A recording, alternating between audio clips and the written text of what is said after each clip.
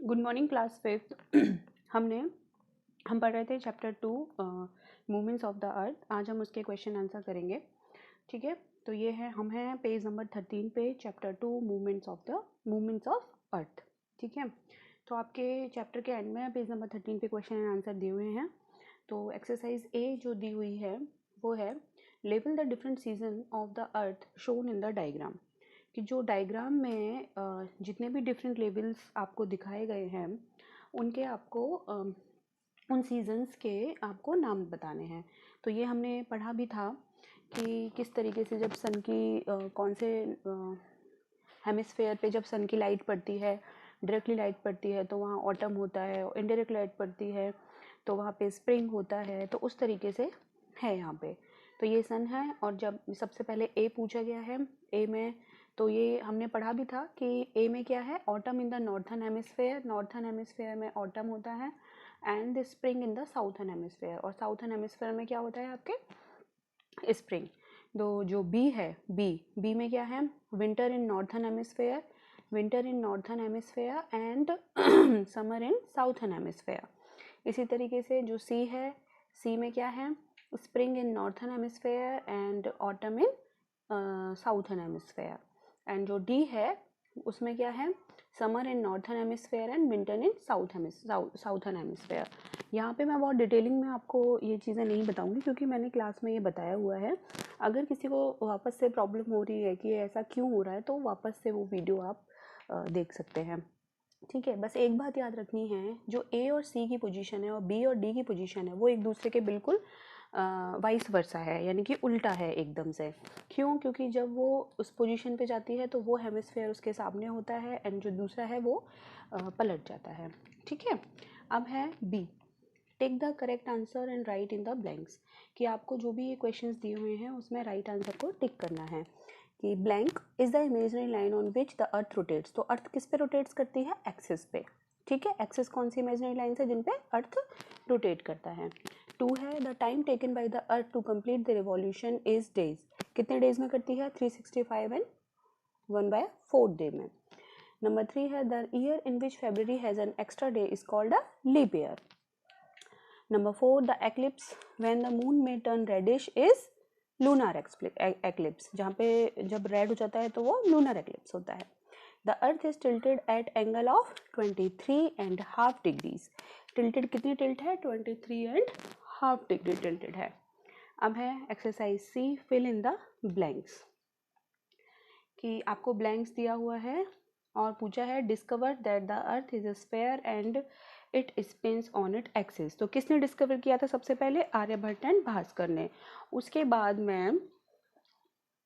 बाद में जब लोगों ने उनकी बात नहीं मानी तो बाद में ये निकोलस ने अप्रूव किया था। ठीक है, अब आते हैं हम नंबर 2 पे। Number 2 is the inclination of earth, the inclination of earth axis is tilted. क्या है? इंक्लिनेशन ऑफ अर्थ एक्सिस क्या है? टिल्टेड है। The two ends of the axis of the earth are the north pole and the south pole. ये हमने chapter 1 में भी पढ़ा था, चैप्टर 2 में भी पढ़ा हुआ है कि कौन से दो पोल होते हैं, north pole and south pole. Number 4 है, are caused due to earth inclined axis and its revolution around the sun. कि इंक्लाइंड एक्सिस की वजह से और जब रिवॉल्यूशन करती है अर्थ सन के अराउंड तो क्या होता है? चेंजिंग इन सीजन या डिफरेंट सीजन्स, दोनों एक में से आप कुछ भी लिख सकते हो।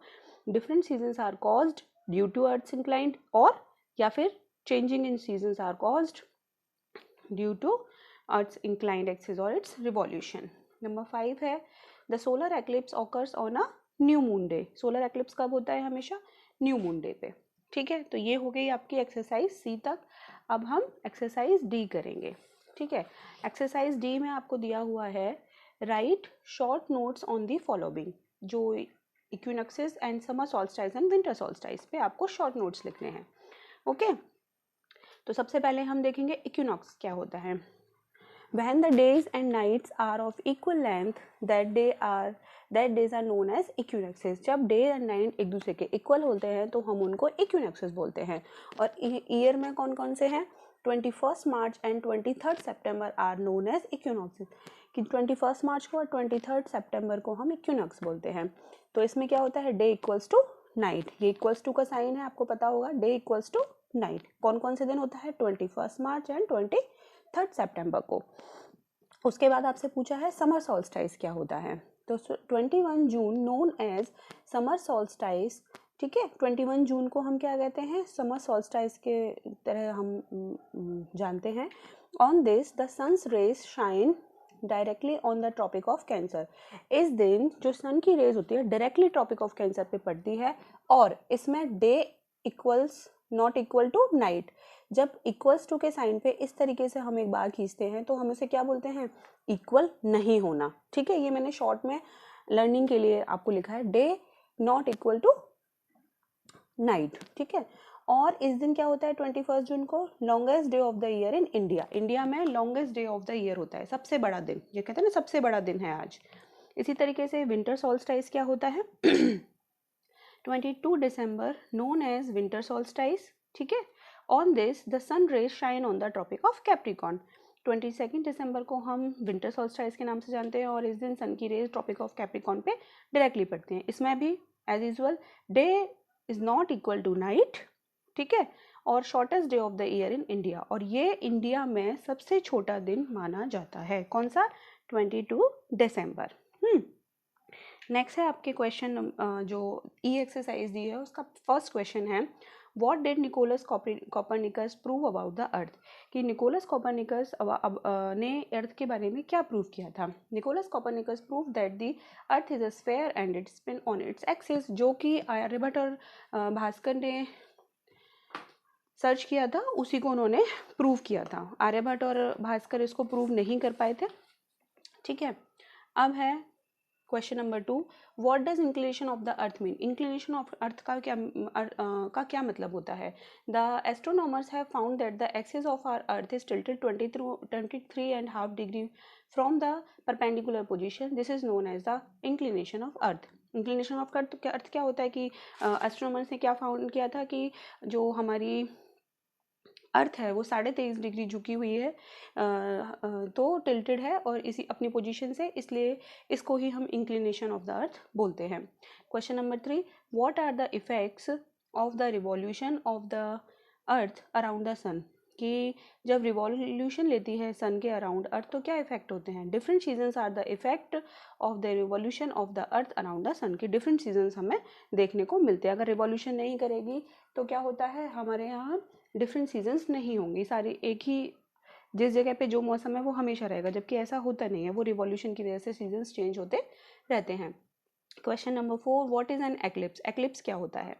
The revolution of the earth around the sun and the revolution of the moon around the earth cause eclipses. जब जो अर्थ है वो सन के अराउंड जब रिवॉल्यूशन लेती है, और जो मून है वो अर्थ के अराउंड जो रिवॉल्यूशन लेता है, उसकी वजह से एक्लिप्सेस होते हैं, जिनको हम हिंदी में ग्रहण बोलते हैं, ठीक है, जिनको हम हिंदी में ग्रहण बोलते हैं। तो eclipse happens when the moon, eclipse कब होते हैं? जब moon, the sun and the earth fall in the same line, जब मून, सन और अर्थ एक ही लाइन में होते हैं, तीनों एक ही लाइन में जब आ जाते हैं तब एक्लिप्स होते हैं। अब है क्वेश्चन नंबर 5, ये दिख रहा होगा आप सबको, हाँ जी। Question number 5, explain the solar and lunar eclipses with the help of diagram. हमें सोलर एंड लूनर एक्लिप्स को डायग्राम की हेल्प से हमें समझाना है। तो ये डायग्राम आपकी बुक में भी दिया हुआ है, बहुत सिंपल है, मैं समझाया हुआ है। ये सन है, ये अर्थ है, और ये बीच में मून है। तो हम सोलर एक्लिप्स कब होता है? जब मून बीच में आता है अर्थ और सन के। देखिए ये लाइट जा रही है, ये लाइट जाती है, लेकिन अर्थ पे मून की वजह से एक शेडो पार्ट हो जाता है जो अर्थ पे शाइन नहीं जा पाती है, जिसकी वजह से वहाँ पे एक्लिप्स होते हैं। ये देखिए, ये जो है वो मून का ऑर्बिट है, यानी कि मून इस तरीके से राउंड चक्कर लगाता है अर्थ के, जबकि जो अर्थ का है वो इस तरीके से वो सन के ऑर्बिट लेती है, ठीक है ना, मतलब चक्कर लगाती है, ठीक है ना। ऑर्बिट का मीन्स जो उसका हमने पढ़ा है ना कि व्हाट इज ऑर्बिट। तो मून बीच में आया जिसकी वजह से एक शेडो गई अर्थ पे, यानी कि जो लाइट है, देखो येलो को मैंने लाइट की तरह शो किया है, वो लाइट नहीं पड़ी, तो वहाँ पे क्या होगा? एक्लिप्स होता है, जिसे हम सोलर एक्लिप्स बोलते हैं। ओके, तो इसको ही हमने लैंग्वेज में अभी लिखा हुआ है, when the moon passes between the sun and the earth it blocks the rays of the sun partially और totally from falling on the earth is then in the shadow of the moon. तब क्या होती है, earth moon की shadow में होती है, known as solar eclipse, और इसको हम सोलर एक्लिप्स बोलते हैं। नंबर 2 है आपका लूनर एक्लिप्स की लूनर एक्लिप्स क्या होता है। अब इसमें क्या हुआ, देखो ये सन की लाइट आ रही है, ठीक है, ये हमारी अर्थ है, ये सन है और ये मून है। मून को अलग अलग पोजीशन में हमने राउंड में दिखाया है, मून तो एक ही होता है ना, बट ये क्या है उस तरीके से हमने शो किया है कि यहाँ भी था, यहाँ भी था, यहाँ भी था। ओके, अब इसमें क्या होता है कि अर्थ की वजह से जो मून पे देखो लाइट नहीं गई ना, सनलाइट, यहाँ पे डार्क एरिया जो शो हो रहा है, येलो लाइट नहीं शो हो रही है, तो यहाँ पे डार्क एरिया शो हो रहा है, जिसकी वजह से लूनर एक्लिप्स होता है। Okay, when the earth passes between the sun and the moon it cast a shadow on the moon, ये एक मून पे शेडो कास्ट करती है, पार्शियली और totally, known as a lunar eclipse और एक्लिप्स ऑफ द मून, जिसको हम lunar eclipse बोलते हैं या एक्लिप्स ऑफ द मून बोलते हैं। अच्छा, जो इस पिक्चर में हमने 3 ये दिखाया, हमने कहा था कि एक्लिप्स कब होते हैं, जब सन, अर्थ एंड मून एक ही लाइन में होते हैं। तो देखिए सन के सीध में ये है, स्ट्रेट एकदम अर्थ है और अर्थ के मून है। अगर मून यहाँ होता तो एक्लिप्स नहीं होता, क्योंकि उसे भी लाइट्स मिल रही होती। अगर मून यहाँ ना होके यहाँ होता, जैसे अगर हम इसे 1 2 3 अगर हम नाम दें 1 2 एंड 3, ठीक है, अगर नंबर 3 पे होता तो भी एक्लिप्स नहीं होता, क्योंकि वो लाइट ले रहा होता, ठीक है ना। तो इसको बहुत अच्छे से, बहुत इजी सा है, बस आपको पिक्चर को या डायग्राम को आपको अच्छे से समझना है और कुछ भी नहीं है इसमें, बहुत सिंपल है। ठीक है, आज की क्लास में इतना ही। सारे बच्चे ध्यान से क्वेश्चन आंसर लिखिए, लर्न कीजिए, जो चीज़ समझ में ना आए वापस से वीडियो देखिए और वापस से समझिए और अच्छे से लर्न कीजिए और यूनिट टेस्ट अच्छे से दीजिएगा अपने। बाय।